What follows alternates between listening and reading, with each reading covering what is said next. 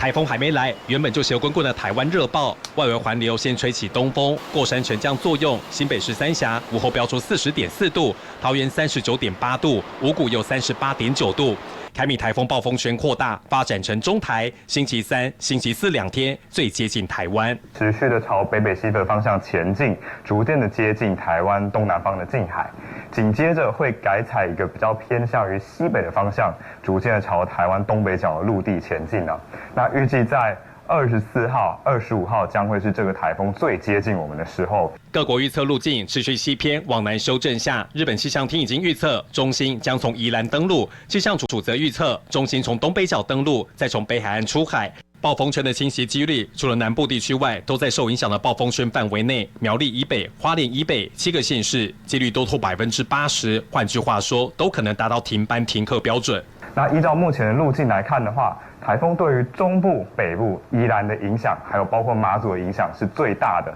尤其从雨量的趋势图上，我们可以看到，几乎西半部宜兰这边的降雨是非常明显，西半部的山区在这2天甚至会有豪雨等级以上的强降雨发生。随着凯米台风接近，星期二北部、东部越晚雨越大，星期三、星期四2天紫爆，北部、中部、宜兰明显强风豪雨，星期五改吹西南风，中南部山区也会达到豪雨等级。